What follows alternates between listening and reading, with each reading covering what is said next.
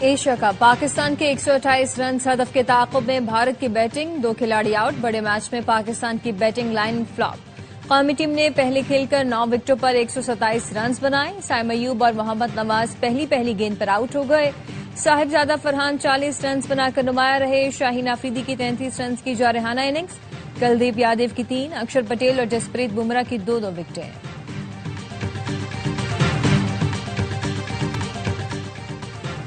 حکومت کا سیلاب متاثرہ علاقوں میں اگست کے بجلی کے بل معاف کرنے کا اعلان۔ وزیراعظم شہباز شریف کا سیلاب متاثرہ افراد کے لیے بڑا ریلیف پیکج۔ سیلاب زدہ علاقوں میں اگست کے بجلی کے بل معاف کرنے کا اعلان۔ وفاقی حکومت سیلاب متاثرین کو ریلیف اپنے وسائل سے دے رہی ہے۔ زرعی، کمرشل اور صنعتی صارفین کے بجلی کے بل کی وصولی مؤخر کی جا رہی ہے۔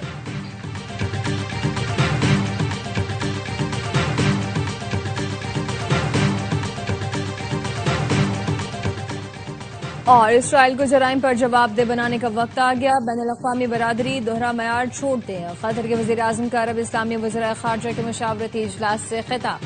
نائب وزیر اعظم اسحاق ڈار نے کہا اسرائیل عالمی امن و سلامتی کے لیے مستقل خطرہ بن چکا۔ کراچی سے خیبر تک پاک بھارت ٹاکرے کی دھوم، فینس پر چڑھ گیا کرکٹ کا جنون۔ شائقین بیٹرز کی ناکامی پر مایوس، لیکن بالرز سے امیدیں باندھ لی۔ مختلف شہروں میں بڑی اسکرینوں کے سامنے پرجوش مداحوں کا رش لگا ہے۔ لاہور میں الخدمت فاؤنڈیشن کی خیمہ بستی میں بڑی اسکرین کا اہتمام۔ سیلاب متاثرین میچ سے لطف اندوز ہو رہے ہیں۔ ہمارے لڑکوں کو صرف بھارت کے میچ کا نہیں سوچنا چاہیے۔ سابق کپتان وسیم اکرم کی ARY نیوز سے خصوصی گفتگو۔ کہا قومی کرکٹرز کو چاہیے ایشیا کا چیمپئن بننے کا سوچیں، فوری نتائج نہیں آتے، قوم کو پاکستانی ٹیم کو سپورٹ کرنا ہوگا۔ کرکٹ کی دنیا کا سب سے بڑا پاک بھارت مقابلہ، ARY نیوز پر سب سے بڑی ٹرانسمیشن۔ روایتی حریفوں میں پڑے گا گھمسان کرن، ہر باؤنڈری پر شور، ہر وکٹ پر ہوگا جشن۔ وسیم بادامی کی میزبانی میں خصوصی ٹرانسمیشن، اداکار اعجاز اسلم، فیصل قریشی اور گلوکار اسرار کی شرکت۔ بڑا مقابلہ جاری۔ سنتاس معاہدے پر عمل درآمد ہوتا تو تباہی کم ہوتی۔ مودی نے پاکستان کو تکلیف پہنچانے کے لیے اپنے شہر بھی ڈبوئے۔ وفاقی وزیر احسن اقبال کہتے ہیں مودی کی ہٹ دھرمی اور پانی کو ہتھیار بنانے کی سیاست نے تڑکا لگا کر بڑے پیمانے پر تباہی کی۔ وفاقی وزیر احسن اقبال کہتے ہیں ہم نے تم کو مار کا حق میں مارا ہے، آئندہ بھی چھیڑ چھاڑ کی تو اس سے بڑا سبق سکھائیں گے۔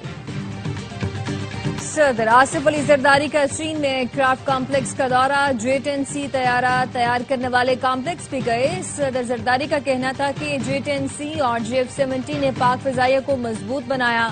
صدر آصف علی زرداری اس کمپلیکس کا دورہ کرنے والے پہلے غیر ملکی سربراہ ہیں۔ خاتون اول آصفہ بھٹو اور چیئرمین پیپلز پارٹی بلاول بھٹو، پاکستانی اور چینی سفیر بھی صدر کے ہمراہ تھے۔ صدر آصف علی زرداری کا زلزلہ وارننگ سسٹم سے لیس ہائی سپیڈ ٹرین میں بھی سفر۔ صدر کو ٹرین آپریشن سیفٹی سسٹمز پر بریفنگ دی گئی۔ صدر آصف علی زرداری نے آلودگی سے پاک ٹرین اور زلزلہ وارننگ سسٹم کو انجینئرنگ کا شاہکار قرار دیا۔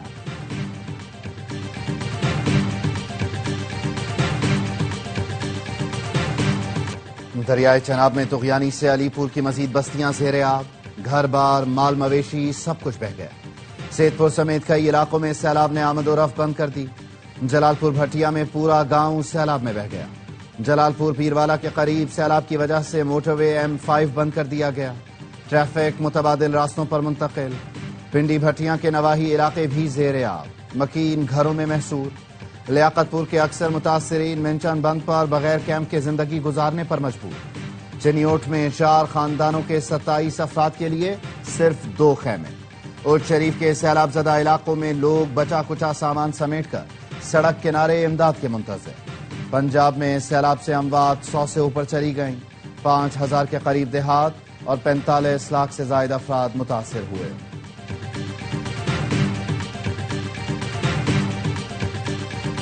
دریائے چناب میں سیلاب سے علی پور میں تباہی، بستی چانڈیا کے محنت کش کے گھر کے ساتھ بیٹیوں کا جہیز بھی بہہ گیا۔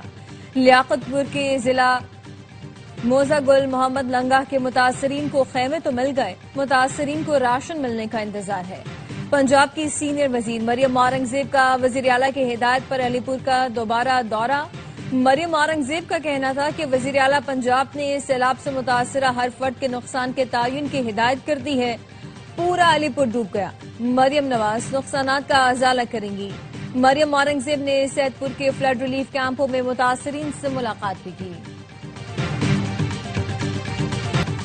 وزیر اعلیٰ سے مراد علی شاہ کا سکھر بیراج کا دورہ. کہا ہماری پہلی ترجیح لوگوں کی جان بچانا اور دوسرے بیراجز کو محفوظ بنانا ہے. آج رات تک گڈو بیراج پر انتہائی اونچے درجے کا سیلاب ہوگا. سیلابی صورتحال سے نمٹنے کے لیے ہمارے انتظامات مکمل ہیں. گڈو بیراج کے دورے پر کہا کمزور اور حساس مقامات کی نگرانی مزید سخت کی جائے گی. کوٹری بیراج میں پانی کی سطح بلند ہونے لگی. نشیبی علاقے زیر آب آ گئے. نوشہر و فیروز میں دربیلوں کے قریب زمیندار بند ٹوٹ گیا. دیہات کے مکینوں کا شہر سے زمینی رابطہ منقطع. فصلیں زیر آب.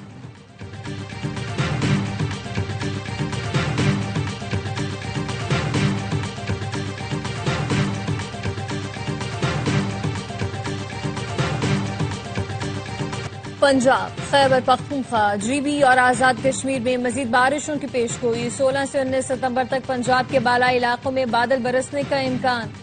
خیبر پختونخوا میں منگل سے 19 ستمبر اور آزاد کشمیر میں کل سے 19 ستمبر تک بارشوں کا امکان ہے.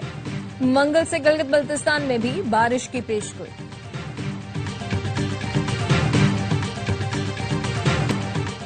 بلوچستان کے ضلع وسطی محمد میں تعلیم کا برا حال. 50 سے زائد اسکول عمارتوں سے محروم. نونہال کھلے آسمان تلے یا درختوں کے نیچے بیٹھ کر تعلیم حاصل کرنے پر مجبور. ضلع بھر میں 342 اسکول ہیں. 90% میں بنیادی سہولتیں ہی نہیں. 3 سیلابوں میں متاثر ہونے والی عمارتوں کی مرمت بھی نہ ہو سکی. کئی خستہ حال عمارتیں گرنے کے قریب ہیں. محکمہ تعلیم کا اربوں کا بجٹ کہاں خرچ ہوتا ہے؟ علاقہ مکینوں کا سوال.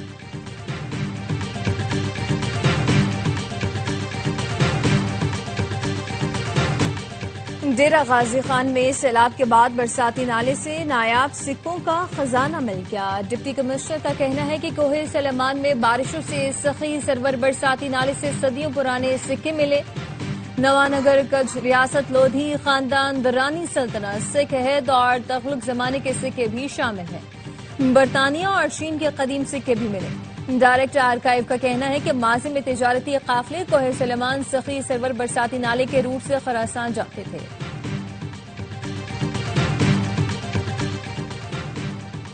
معاشی think tank economic policy and business development نے شرح سود میں کمی کی سفارش کر دی. کہا سیلاب سے زرعی شعبہ شدید متاثر ہوا ہے.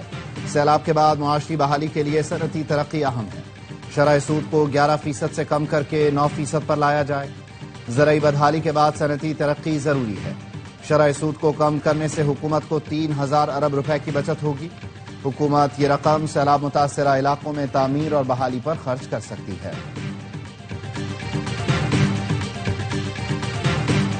مارکہ حق میں پاکستان کے ہاتھوں 6 رافیل طیاروں کی تباہی کے بعد نئے طیارے بھارت کی مجبوری بن گئے.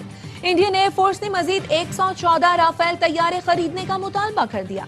اخبار دی ٹریبیون نے لکھا بھارتی فضائیہ ملٹی رول آپریشن صلاحیت والے طیارے چاہتی ہے. بھارتی وزارت دفاع ٹینڈر کی بجائے براہ راست رافیل کا انتخاب کرے گی. جیٹ طیارے میڈ ان انڈیا اسکیم کے تحت بھارت میں بنائے جائیں گے. بھارت کی جانب سے نئے طیاروں کی خریداری پاکستان کے ہاتھوں رافیل کی تباہی کا اعتراف ہے. گورنر سندھ کی چینی شہر شوزو آمد. میئر شوزو اور پاکستانی سفارتکار نے وفد کے ہمراہ استقبال کیا. گورنر سندھ سے secretary general Suzhou municipal people's government کی ملاقات. حیدرآباد اور شوزو کو سسٹر سٹیز قرار دینے کی تجویز پر گفتگو. گورنر سندھ نے کہا چین کی ترقی میں 60,000 ڈیمز اہم رہے. پاکستان کی پائیدار ترقی کے لیے بھی ڈیمز کی تعمیر وقت کی ضرورت ہے.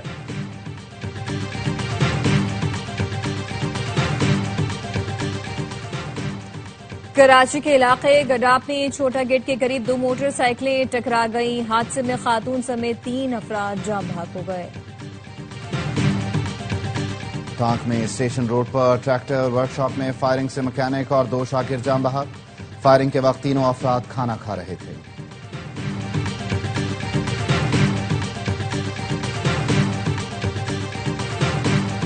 وزیر داخلہ محسن نقوی اور وزیر مملکت طلال چودھری کی شہید کیپٹن تیمور حسن کے گھر آمد. لواحقین سے تعزیت اور فاتح خانی کی وزیر داخلہ محسن نقوی کا کہنا تھا جوان اکلوتے بیٹے کی جدائی کا دکھ الفاظ میں بیان نہیں کیا جا سکتا۔ کلال چودھری نے کہا کیپٹن تیمور شہید ہمیشہ دلوں میں زندہ رہیں گے۔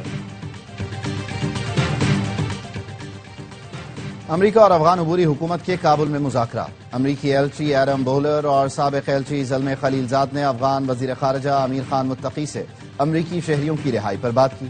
مستقبل میں مذاکرات جاری رکھنے پر اتفاق۔ امیر خان متقی نے امریکہ کے ساتھ تعلقات معمول پر لانے پر زور دیا۔ امریکی وفد نائب وزیر اعظم برائے اقتصادی امور ملا عبدالغنی برادر سے بھی ملا۔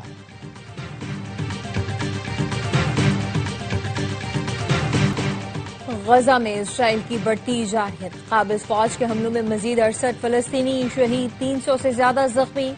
امدادی مراکز پر فائرنگ سے 10 افراد لقمہ اجر بن گئے، 2 افراد کی جان بھوک سے نکل گئے۔ صہیونی فورسز جان بوجھ کر غزہ میں ایسے علاقوں کو نشانہ بنا رہی ہیں جہاں لوگوں کی بڑی تعداد موجود ہے۔ مسلسل بمباری سے لوگوں کو نکلنے کا موقع بھی نہیں مل رہا۔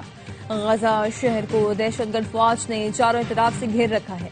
سمندر اور فضا سے بم برسائے جا رہے ہیں، زمینی گولہ باری بھی تیز کر دی گئی ہے۔ غزہ کے لیے امداد لے جانے والے سمود فلوٹیلا رواں دواں ہیں۔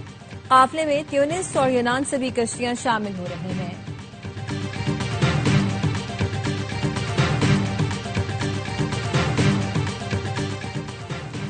غزہ کی بحالی تک شہریوں کو دوسری جگہ منتقل ہونا ہوگا۔ حماس کو حکومت کرنے کی اجازت نہیں دی جا سکتی۔ فلسطین کو تسلیم کرنے والے ملک اسرائیلی رد عمل سے خبردار رہیں۔ امریکی وزیر خارجہ مارکو روبیو کی تل ابیب آمد پر گفتگو، کہا صدر ٹرمپ چاہتے ہیں تمام یرغمالیوں کو ایک ساتھ رہا کیا جائے۔ آگے بڑھنے کے لیے حماس کا خطرہ بے اثر کرنا پڑے گا۔ اسرائیل کو حماس کے خلاف دفاع کا مکمل حق حاصل ہے۔